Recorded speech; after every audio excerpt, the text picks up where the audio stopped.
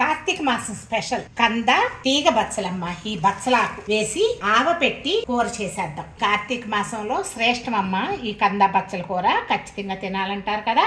రండి. కూర వండుకునేటప్పుడు ముందలు తీసుకోవాల్సిన జాగ్రత్తలమ్మా. ఫస్ట్ 2 స్పూన్లు పెరుగు గాని పుల్ల మజ్జిగ గాని వేసుకోండి. 2 స్పూన్లు కళ్ళుప్పు, 1 స్పూన్ పసుపు వేసి కలిపేయండి. మీకు గ్లౌస్ లేకపోతే కొన్ని నీళ్లు మీరు విడిగా తీసి పెట్టుకొని చేతులు కడుక్కోవాలమ్మా. దురద రాకుండా ఉంటది. కందం తీసుకొని చిన్న చిన్న ముక్కలుగా తరగండి. పెద్ద ముక్కలైతే ఈ జిగురు పోదు. చిన్న ముక్కలుగా తరిగామనుకోండి జిగురు పోయి దురద రాకుండా ఉంటది. మీరు సరిగ్గా తరగలేదు అని అంటే గొంతులో కూడా దురద వస్తుందమ్మా.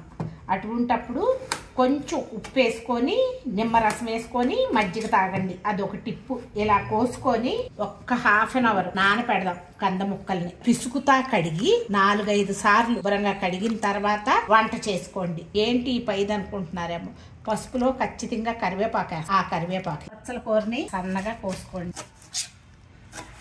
తెల్లటి నీళ్లు వచ్చే వరకు పిసుకుతా కడగండి అమ్మ. నీళ్లు తుంతూ ఉన్నాయి. బాగా కడిగిన కంద ముక్కల్ని ఉడకబెట్టేద్దాం. ఉప్పు వేయండి, పసుపు వేద్దాం.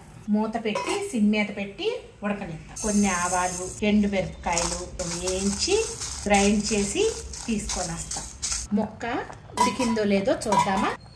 ఉడికిపోయి కోసి పెట్టుకున్న బచ్చల కూరని వేసేయండి. మీడియం ఫ్లేమ్ లో పెట్టి మూత పెట్టండి. గ్రైండ్ చేసుకున్న ఆవాలు, ఎండుమిర్చి పౌడర్ ని వేసి సరిపడినంత ఆవ నూనె పోసుకొని కలిపి పక్కన పెట్టుకోండి. ఆవాల పిండి నానుతుంది.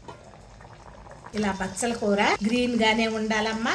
ఉడికిపోయింది కదా, కిందకి దించుకుందాం. పప్పు గుత్తితో గాని మజ్జిగ కవ్వంతో గాని ఇలా మ్యాష్ చేస్తా కూరని ఒకసారి ఇలా కలుపుకుందాం. సరిపడినంత నూనె వేసుకోండి. ఆవాలు, జీలకర్ర, శనగపప్పు, మినప్పప్పు వేసేయండి.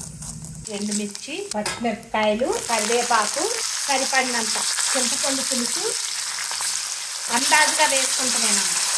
ఇందువ వేసుకొని తిప్పి వాష్ చేసుకోండి. తిరగమాతని వేసేయండి. చింతపండు కూడా వేసాం కదా, చూసి అందాజుగా ఉప్పు కారాలు కలుపుకోవాలమ్మా. ఈ కూరని ఆరనిద్దాం ఒక్క హాఫ్ అన్ అవర్. ఆరిన తర్వాత ఆవ కారం కలిపి అప్పుడు టేస్ట్ చూద్దాం. ఆరిపోయింది కూర. కూర ఇలా తిప్పేసుకొని వేయించుకున్న ఎండు మిరపకాయలు, ఆవాల పౌడర్ ని ఇట్లా ఆవ నూనెలో వేసి నానబెట్టా ఒక హాఫ్ అన్ అవర్. ఈ ఆవ పిండి, ఎండు మిరపకాయల్ని వేసేయండి. వెంటనే వేసుకోవద్దమ్మా ఈ కూర. ఒక హాఫ్ అన్ అవర్ ఇలా వదిలేయండి. నేను చేసినట్టు ఒకసారి చేసి చూడండి. అద్భుతమైన ఈ కూరని ఈ కార్తీక మాసంలో తింటే ఆరోగ్యానికి చాలా మంచిది. Thank you so much.